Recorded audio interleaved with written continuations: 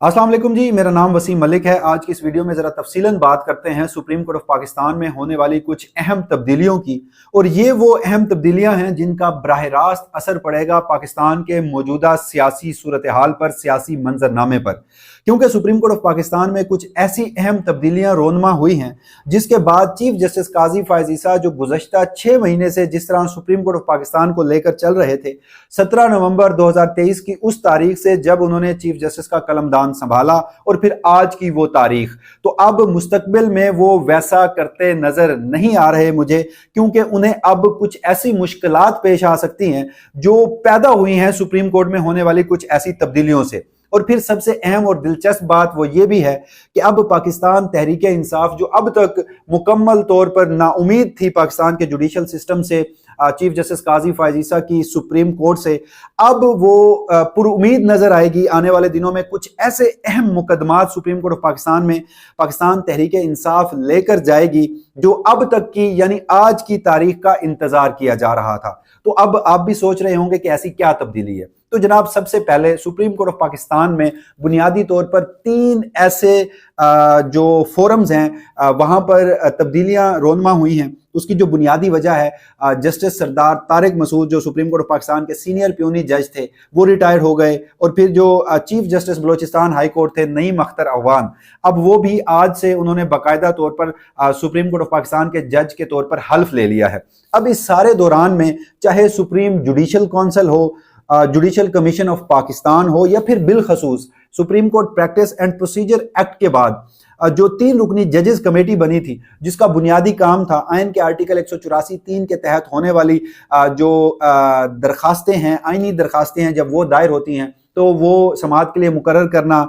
सो मोटो का अख्तियार इस्तेमाल करना, और फिर बिलखसूस बेंचेस की तश्कील हो या फिर केस की जो फिक्सेशन है। पहले ये single handedly chief justice Pakistan किया करते थे, supreme court practice and procedure act आया, और उसके बाद ये चीफ जस्टिस के बाद सुप्रीम कोर्ट के जो 2 सीनियर तरीन जजेस हैं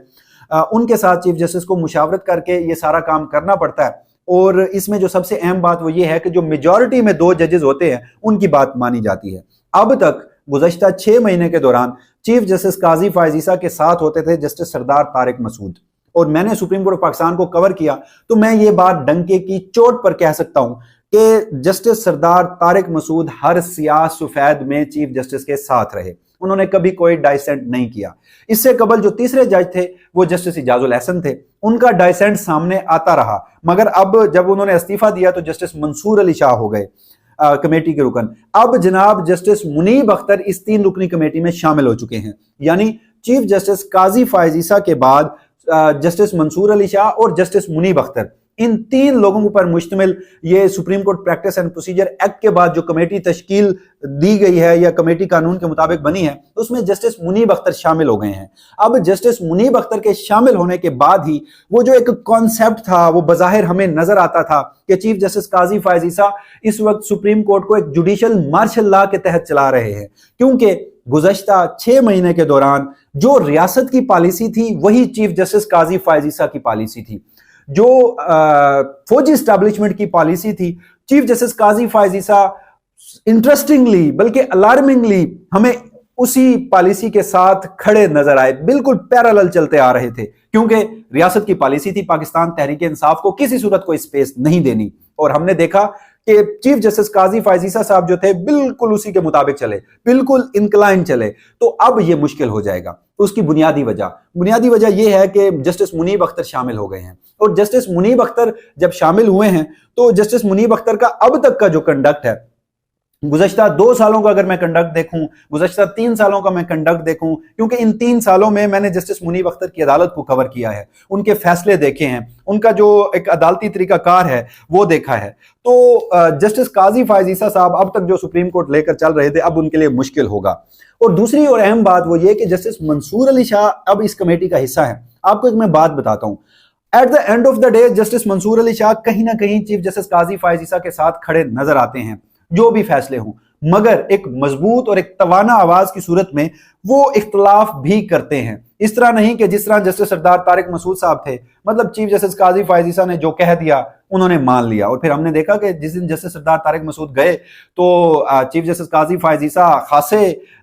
दुख में भी नजर आए और उन्होंने कुछ शेर व शायरी भी की कि अभी ना जाओ छोड़कर, अभी दिल भरा नहीं है, कुछ इस तरह की बातें की उन्होंने।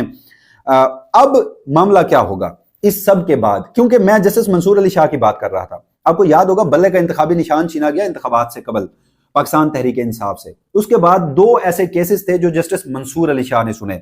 जस्टिस मंसूर अली शाह ने सबसे पहले जो एक अटक से पाकिस्तान तहरीक इंसाफ के रहनुमा मेजर ताहिर सादिक, उनकी कागजात नामजदगी मुस्तरद होने का केस था, और दूसरा जो परवेज इलाही साहब हैं उनके कागजात नामजदगी मुस्तरद होने का केस था। जो जस्टिस मंसूर अली शाह हैं उन्होंने दोनों जजमेंट चीफ जस्टिस काजी फायज ईसा के फैसले के खिलाफ दी। यानी बेंच अलग था मगर जो एक माइंडसेट था, जिस तरह के फैसले आ रहे थे, जस्टिस मंसूर अली शाह टोटली अलग हुए। उन्होंने कहा कि हर सियासी जमात को इंतखाबात लड़ने का हक हासिल है। उन्होंने अपने फैसलों में लिखा कि किसी भी जमात को, किसी भी जमात के रहनुमा को इंतखाबी अमल से बाहर नहीं रखा जा सकता। उन्होंने लिखा कि निशान वापस लेने का जो फैसला है वो भी दुरुस्त नहीं है। तो अब ये जो सारे मामलात थे, हमें ये पता चला, उनके फैसलों से ये नजर आया कि जो चीफ जस्टिस काजी फायज ईसा साहब की अब तक की लेगेसी है, जस्टिस मंसूर अली शाह उसे ऑन नहीं कर रहे, क्योंकि जस्टिस मंसूर अली शाह अगले चीफ जस्टिस पाकिस्तान हैं। अक्टूबर 2024 के बाद वो चीफ जस्टिस पाकिस्तान बनेंगे। हाँ, ये जरूर बातें हो रही हैं कि अब 2/3 अक्सरियत पाकिस्तान तहरीक इंसाफ की मखसूस नशिस्तें जो अब दीगर सियासी जमातों की झोली में गिरी हैं, उसके बाद जो पार्लियामान है वो आईनी तरमीम करेगी, चीफ जस्टिस की मुद्दत मुलाजमत बढ़ा देगी। मगर ये एक अभी तक मेरी नजर में, मेरी अपनी ओपिनियन में, ये एक नामुमकिन बात है। अगर इस तरह किया गया तो मामला बहुत ज्यादा खराब होंगे, जुडिशरी के अंदर जो रिफ्ट पड़ेगी, और फिर बिलखसूस पाकिस्तान की जुडिशरी इस बात को कतन तस्लीम नहीं करेगी। तो अब जब अगला chief justice justice Mansoor Ali Shah है और उनके बाद फिर जो दूसरे चीफ जस्टिस बनेंगे वो जस्टिस मुनीब अख्तर होंगे। तो अब जब कोई भी मामला आएगा, जब कोई भी 184(3) की दरखास्त आएगी, जब किसी भी अहम मामले पर बेंच बनेगा, तो उसमें चीफ जस्टिस काजी फायज ईसा जैसे सिंगल हैंडेडली पिछले 6 माह फैसले करते आए हैं, अब वो नहीं हो सकेंगे। क्योंकि हमने ये भी देखा कि जस्टिस मुनीब अख्तर जो हैं, प्रैक्टिस एंड प्रोसीजर एक्ट के बाद जो पहला केस था जिसमें फुल कोर्ट बनी थी, उसके बाद 6 महीने से जस्टिस मुनीब अख्तर को कोई अहम बेंच नहीं दिया गया, किसी अहम केस में, सियासी नोयत के केस में नहीं बिठाया गया। जस्टिस मंसूर अली शाह कहीं ना कहीं बैठे, मगर जहां बैठे चीफ जस्टिस काजी फायज ईसा के अलग गए। लिहाजा जितने भी अहम केसेस थे, पाकिस्तान तहरीक इंसाफ की लेवल प्लेइंग फील्ड का केस हो, बल्ले का इंतखाबी निशान से मुतल्लिक केस हो, या उससे कबल जो अहम नोयत के मौजूदा करंट पॉलिटिकल सिनेरियो के ऊपर, करंट पॉलिटिकल सिचुएशन के ऊपर केसेस थे, जस्टिस मंसूर अली शाह को भी नहीं बिठाया जाता था। तो अब जब बेंचेस की कंपोजिशन होगी, जैसे जस्टिस अतर मिनुल्लाह को चीफ जस्टिस काजी फायज ईसा साहब ने साइडलाइन कर दिया, उनका बुनियादी कसूर था कि जो पाकिस्तान तहरीक इंसाफ की दरखास्त पर सुप्रीम कोर्ट ऑफ पाकिस्तान ने 3 नवंबर को 8 फरवरी 2024 के इंतखाबात की तारीख दी, तो जो इंतखाबात को ना करवा कर आइन को वायलेट किया गया था, आइनी खिलाफ वर्जी की गई थी, उस पर जस्टिस काजी फायज ईसा साहब ने तो किसी को मोरद इल्जाम नहीं ठहराया, मगर जस्टिस अतर मिनुल्लाह ने उसके ऊपर एक एडिशनल नोट लिखा, बड़ा जबरदस्त एडिशनल नोट लिखा, और उन किरदारों का तायुन किया जिनकी वजह से इंतखाबात ताखीर का शिकार हुए। फिर हमने देखा कि इमरान खान का जो साइफर का केस था, 22 दिसंबर 2023 का दिन था, और जो इमरान खान के साइफर के केस में जमानत हुई थी सुप्रीम कोर्ट ऑफ पाकिस्तान से, उसमें जो जस्टिस अतर मिनुल्लाह थे उन्होंने 10 सफ़ों का इजाफी नोट लिखा, और उन 2 नोट्स की वजह से एस्टैब्लिशमेंट को भी जस्टिस अतर मिनुल्लाह से मसाइल पैदा हुए, जाती नोयत के हमले भी किए गए, और फिर काजी फायज ईसा साहब ने भी जस्टिस अतर मिनुल्लाह को मुकम्मल तौर पर साइडलाइन कर दिया। तो अब जस्टिस मंसूर अली शाह जब कमेटी में बैठेंगे, जस्टिस मुनीब अख्तर बैठेंगे, तो बहुत सारे आईनी मामलात ऐसे हैं कि जिसमें चीफ जस्टिस काजी फायज ईसा को माइनॉरिटी में होना पड़ेगा। जस्टिस मुनीब अख्तर हो या जस्टिस जो मंसूर अली शाह हैं, ये एक मतलब इनकी मेजॉरिटी आ सकती है, और वहां पर चीफ जस्टिस काजी फायज ईसा साहब को सुबकी का सामना भी करना पड़ सकता है। अब इससे कबल के पाकिस्तान तहरीक इंसाफ को कौन इस दिन की जो इंतजार है वो क्यों था? अब तक कुछ ऐसी दरखास्तें हैं जो सुप्रीम कोर्ट ऑफ पाकिस्तान में दायर नहीं की गई थी, आज के दिन का इंतजार किया जा रहा था। मुस्तकबिल में ऐसी क्या दरखास्तें दायर होने जा रही हैं, और पाकिस्तान तहरीक इंसाफ को इस हवाले से क्या कोई उम्मीद नजर आती है, कोई अच्छी खबरें सुप्रीम कोर्ट से या मुल्क के मौजूदा सियासी मंजरनामे से मिल सकती हैं? उस तरफ मैं आऊंगा, मगर उससे कबल जनाब जस्टिस सरदार तारिक मसूद जो हाल ही में रिटायर हुए हैं, उनकी जानिब से जो पाकिस्तान के आइन और कानून के साथ, पाकिस्तान के बुनियादी इंसानी हकूक के साथ जो खिलवाड़ किया गया, इसके ऊपर तो खैर एक अलग से वीडियो बनती है, मगर इससे कबल मैं आपको बताऊं तो जिस तरह ये बेंच फिक्सेशन का मामला है, जितने भी अहम सियासी नोयत के केसेस हैं, चीफ जस्टिस काजी फायज ईसा साहब जिस तरह अपनी मर्जी से बेंच बनाते रहे थे, उसमें जस्टिस इजाजुल एहसन का फौजी अदालतों से मुतल्लिक एक केस में 11 दिसंबर 2022 को एक खत सामने आया था जिसमें उन्होंने कहा था कि उनके सामने फौजी अदालतों का जो बेंच है वो और बना था, लेकिन जो असल में बेंच सामने आया वो और था, जो जस्टिस सरदार तारिक मसूद की सरबराही में था। फिर हमने देखा कि उसी बेंच ने फौजी अदालतों को सिविलियंस के ट्रायल की भी इजाजत दी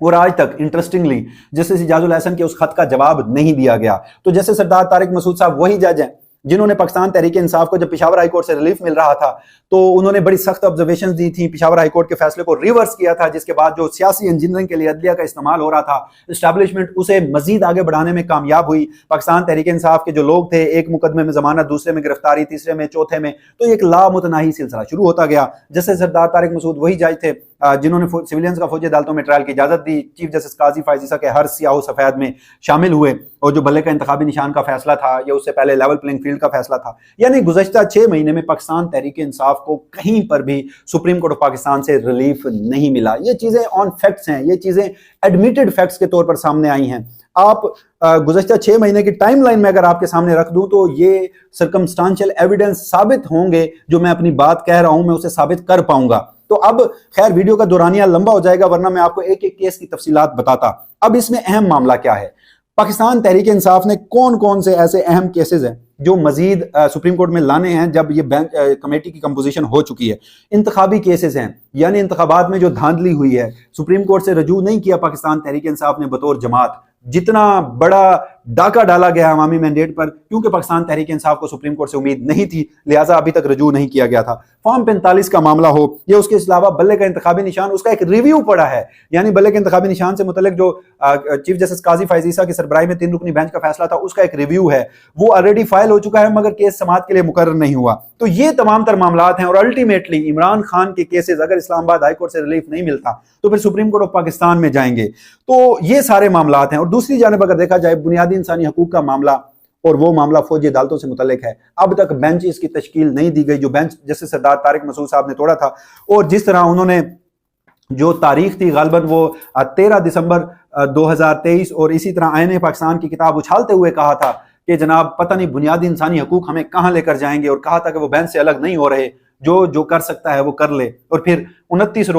47 रोज बाद यानी कि 29 दिसंबर को उस बेंच से अलग हो गए। तो अब ये तमाम तर मामलात हैं, और सुप्रीम कोर्ट ऑफ पाकिस्तान में ये तब्दीली रोनमा हो चुकी है, और इस तब्दीली के जो असरात हैं वो पाकिस्तान के करंट पॉलिटिकल सिचुएशन पर भी हमें वाजे होते दिखाई देंगे। क्योंकि बदकिस्मती है कि पाकिस्तान की जो पॉलिटिक्स है वो पाकिस्तान की जुडिशरी के अंदर घूमती है, और पाकिस्तान की पॉलिटिक्स को जो शेप करने वाले होते हैं वो एक तरफ पाकिस्तान की फौजी एस्टैब्लिशमेंट होती है, तो दूसरी तरफ पाकिस्तान की जुडिशरी होती है। तो जब ये दोनों एक पेज पर आ जाते हैं तो फिर हमने देखा कि गुज़श्ता 2 साल जिस तरह गुजरे, और फिर बिलखसूस ये इंतखाबात जैसे करवाए गए। तो इस हवाले से एक पॉजिटिव डेवलपमेंट है कि एटलीस्ट जब जस्टिस मुनीब अख्तर उस 3 रुकनी कमेटी में बैठे होंगे, उनका एक क्लियर स्टांस है, चीफ जस्टिस काजी फायज ईसा के साथ उनकी नहीं बनती, ये बात एक एडमिटेड फैक्ट के तौर पर भी है। हमने supreme court practice and procedure act के दौरान भी देखा, उसकी लाइव स्ट्रीमिंग आज भी उठाकर देखिए, सुप्रीम कोर्ट पाकिस्तान की वेबसाइट पर मौजूद है। पीटीवी की जो यूट्यूब चैनल है वहां पर, मुख्तलिफ न्यूज़ चैनल की वेबसाइट्स पर और यूट्यूब चैनल्स पर मौजूद है वो। तो उसमें आप देखिए कि जस्टिस मुनीब अख्तर जो हैं, उनका जो कोड ऑफ कंडक्ट है, वो जिस तरह अदालती कार्रवाई को लेकर चलते हैं और जिस तरह जस्टिस काजी फायज ईसा साहब लेकर चलते हैं, तो 180 का डिफरेंस है। तो एटलीस्ट अगर किसी मामलात पर सुप्रीम कोर्ट ऑफ पाकिस्तान में जस्टिस काजी फायज ईसा और जस्टिस मंसूर, जैसे मैंने कहा कि eight the end of the day मैंने ये देखा कि जस्टिस मंसूर अली शाह जो हैं वो चीफ जस्टिस काजी फायज ईसा के साथ शामिल होते हैं फैसलों में, मगर फिर भी सब के बावजूद भी एक डाइसेंटिंग आवाज है, एक बड़ी मजबूत आवाज है, मुस्तकबिल का चीफ जस्टिस है, जिसके माजी के फैसलों ने यह साबित किया है कि वो मौजूदा चीफ जस्टिस का फैसलों का जो बैगेज है, जो लेगेसी है, वो नहीं कैरी करना चाहते। तो इन 3 रुकनी कमेटी में अब जो ये डाइवर्सिटी आई है ये बड़ी खुशाइंद है, और इस हवाले से पाकिस्तान की जो मौजूदा सियासी ढांचा है, जो सियासी सूरत हाल है, इसमें वाज़ेह तौर पर तब्दीली भी होती हुई नजर आती है, और इसमें पाकिस्तान तहरीक इंसाफ के लिए भी एक अच्छी खबर है। और दूसरी अहम बात, इसमें सुप्रीम जुडिशल काउंसिल की भी जो साख्त है वो भी तब्दील हुई है, और जुडिशल कमीशन ऑफ पाकिस्तान की भी। और अब इसमें एक पॉजिटिव बात जो है, जो चीफ जस्टिस काजी फायज ईसा साहब, जिस तरह उनका एक लाइक माइंडेड काउंसिल थी, कमीशन थी, अब उसकी साख्त तब्दील हुई है। चाहे मेजॉरिटी में अभी भी चीफ जस्टिस काजी फायज ईसा होंगे, मगर एक डाइसेंटिंग आवाज जो है, मजबूत आवाजें जो हैं, वो अब इन फोरम्स पर शामिल हो चुकी हैं। इस वाले से जो भी फर्दर डेवलपमेंट होगी, वसीम मलिक अपने इसी प्लेटफॉर्म से आपको आगाह रखेगा। तब तक के लिए मुझे दीजिएगा इजाजत। अल्लाह हाफिज।